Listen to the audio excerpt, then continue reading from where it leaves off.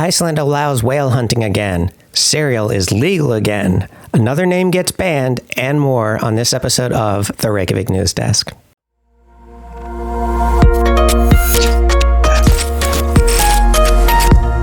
First up on the Reykjavik News Desk, yesterday, Minister of Fisheries Svandís Svavarsdóttir announced that she would not be extending the ban on fin whale hunting, which went into effect last June and was set to expire today, September 1st. Why this ban was lifted and what consequences may follow is a lot to encompass, but I will try to get into this to the best of my ability, and I'll explain some of the reasoning behind this later on. First of all, why was the ban lifted? Well, let's look at the official reasons as well as the unsaid reasons. Now, to start with, we need to look at why the ban was put in place in the first place. So, last June, in fact, on the day that the fin whale hunt was to begin, Svandís put this ban into place under the pretext that fin whale hunting violates Iceland's animal welfare laws. Specifically, that it can take these animals hours to die once they've been harpooned, and in some cases, the harpooned whales have been pregnant. Did something change? Well, yesterday, the minister announced that she was going to be putting a number of new regulations into place regarding whale hunting, specifically with regards to the training of whale hunters, the inspections of the equipment, what kind of equipment they can use, when they can hunt, and there's going to be also increased supervision of the hunts themselves. And when the whale hunting season is over, which is going to be like another 3 weeks and change, a report is going to be submitted to the minister outlining whether or not the whale hunt was able to abide by these regulations. Now, if you're confused, you're not alone. Kvaldur HF, which is the only company that does fin whale hunting in Iceland, has done absolutely nothing to demonstrate that they found a more humane way to hunt fin whales. And it gets weirder. A new poll from Maskina shows that more Icelanders are against whale hunting than for it, and these numbers have been increasing. Furthermore, at last weekend's convention of the Left Green Party, the party that Svandís belongs to, they voted overwhelmingly in favor of an opposition to hunting fin whales. Why can't the minister simply point to the levels of opposition in this country, or the fact that it's a part of her party's own platform to oppose fin whale hunting, to justify extending the ban further? After all, the Independence Party has used this exact same reasoning, that something is a part of their party's platform when introducing legislation, even legislation that is wildly unpopular. Well, a great deal of this is unfortunately political. The Independence Party have been crying wolf for months now that they're going to break up the coalition over this very issue. And more recently, there have been some loud voices with the Independence Party about filing a motion of no confidence against Svandís over this. And frankly, the left Greens need this coalition to hold together more than the Independence Party needs it, and both parties are very well aware of this. I mean, the polling is not looking very good for the left Greens. The Independence Party have also been polling at historic lows, but not so low that their very existence is threatened. The left Greens absolutely need this coalition to hold together. Now, there is a glimmer of hope in this. Svandís has introduced more regulations, and more regulations means more occasions to break them, which can in turn be used to justify not renewing the whaling license, which is set to expire at the end of this year. In fact, Prime Minister Katrín Jakobsdóttir intimated as such when she spoke to reporters yesterday, saying that when the whaling season is over, they're going to have to go over the evidence and see if whale hunting is something that can be done in accordance with Iceland's animal welfare laws. The thinking here is probably that by the end of the year, they'll have more evidentiary reasons for banning whale hunting altogether, as if that's going to make the Independence Party suddenly stop complaining about this issue. Spoilers, it won't. Which is exactly why the Pirate Party says that they're going to submit a bill this autumn calling for the banning of fin whale hunting altogether. And it's going to be very interesting to see how many yes votes this bill gets from members of the Left Green Party, if any.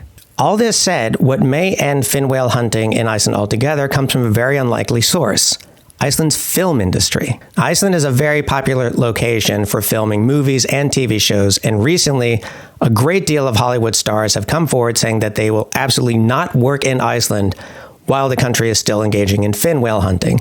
This includes actors and directors and writers, big-name hotshots in Hollywood. Well, the production company True North certainly took notice of this, and they have called for an injunction to be placed against Kvalar over this, saying that it will be nearly impossible for True North to be able to conduct work while fin whale hunting is going on and while fin whale hunting remains legal in the country. Film and television is a big moneymaker in Iceland, while fin whale hunting is not at all. It loses money. And this brings me to my final point.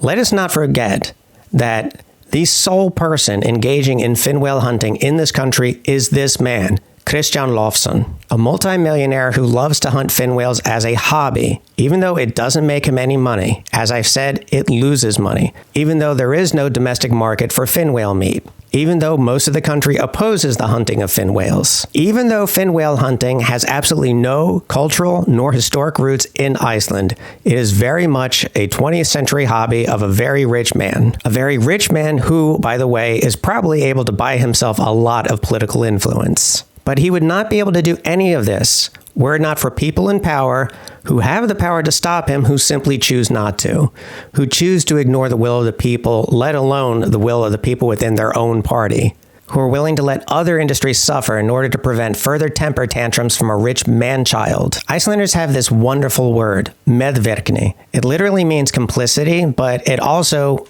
is used in politics to describe a sort of toxic, codependent relationship. In this case, we have the Independence Party, who are forever threatening to take their ball and go home if everyone doesn't agree to play by their rules, and the Left Greens, who continually try to appease and cajole them to keep them from taking their ball and going home, even though all this does is reinforce in the minds of the Independence Party to keep using this strategy. So will Iceland ban whale hunting? Probably not within this election term. And for it to happen after the elections, we would need completely different parties in power. And if by some miracle, the Minister of Fisheries decides at the end of the year not to renew the whaling license, you are free to tell me that I was wrong all along. I hope to the gods that I am. So that was a lot to cover, and you probably want a palate cleanser, right? Okay, well, let's look at some other news. In other news, if you've ever visited Reykjavik, you may have noticed that there's a lot of cars in this town. In fact, the same could be said for the whole country. Iceland ranks 17th in the world when it comes to the number of cars per 1,000 people. In Iceland's case, it's 720. Well, there's been a plan in the works in Reykjavik for many years called Borgarlínan, which is a bus rapid transit system. And in case you're not familiar with what a bus rapid transit system is, I've linked to a helpful article in the description below. But suffice to say that this plan has gotten a lot of opposition, in particular from car owners who believe that this will just make life more difficult and is going to tie up traffic even more. However, Reykjavik Mayor Dagur B. Eggertsson recently took to Facebook and made a lengthy post explaining why the opposite is in fact true. He emphasized that when you make mass transit more accessible to people and you also increase the number of biking paths and walking paths, you reduce the number of people who are using cars, which lightens traffic, which leads to shorter driving times and leads to a better experience for car drivers. Borgarlínan is still a ways down the road, so to speak, but as someone who lives in the city of Reykjavik, it cannot come soon enough. Next up, the naming committee is up to its shenanigans again. Now, in case you didn't know, Iceland has a naming committee. That is, if you want to name yourself or your child a name that is not already in the Icelandic lexicon, you must submit it to this committee for judgment. And this committee will judge your name based on whether or not it can be fit with Icelandic grammar, whether or not it has any historical precedent, and whether or not the committee feels a child could be bullied for having a name like this. So the naming committee said no, rejected the name Anna Maria. That's one name, Anna Maria, on the grounds that Icelanders don't do this. They don't do the thing where you take two first names and kind of stick them together as one whole other name. And sure, maybe, but who cares, really? Can't we allow it? Then again, I don't even know why this naming committee exists in the first place. They're like pennies. No one uses them, no one knows why they're still in existence, and yet they're everywhere. And finally, on the Reykjavik news desk, good news for Icelandic dentists. Cocoa Puffs and Lucky Charms are legal again. That's right, again. You see, these two cereals were banned about 2 years ago because the Food and Veterinary Authority, or MAST, determined that these cereals contain ingredients, specifically nutritional supplements, that are not legal in the European Economic Area. Well, Samkaup, which is the company that imports the lion's share of these cereals, appealed this decision, saying that this judgment was based on old and outdated information. Well, in the end, Moss concluded that, in fact, the initial ban was lacking in supporting evidence, and so it has now been lifted. As someone who was raised in a family that forbade sugar cereals, I might go out and give these a try. I mean, it's not like I'm not eating too much sugar as it is. And that's all I have for you today on the Reykjavik News Desk. Be sure and like and subscribe.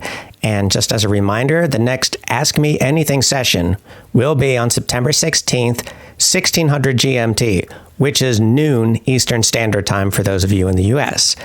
And in case you weren't familiar, the Ask Me Anything sessions are a monthly session where my patrons and I get together on a video call where they can ask me anything they want, but it's also a chance for us to hang out and have a laugh. It's always a lot of fun. And Also, my next single topic video, as I've said, will be about my time in Icelandic politics. This was a topic that was decided by a viewer poll, which is also available to patrons on my Patreon page. And I'll be revealing the date of when that is to drop very, very soon. So stay tuned for that. Both the Ask Me Anything and the viewer polls are both things that you can participate in through my Patreon and much more, which is linked in the description below. Which reminds me, I want to thank Corinne Vasquez, Marianne Ward, Christopher Hunter, Marianne Moores, Kimberly McDaniel, Iceman98, Octavia Hrund Jonsdottir, and Alan Vagame for being patrons on the $20 level, Ian Kingsley and Laura Johnson for being patrons on the $15 level, and Melissa Pfeffer, Christine Trowbridge, Hafstein Himenljomi Regenoson, Stephen Ellis, and Vivi Carvalho Schaffner for being patrons on the $10 level. You folks rock. That's all from me at News Desk. Be good to each other.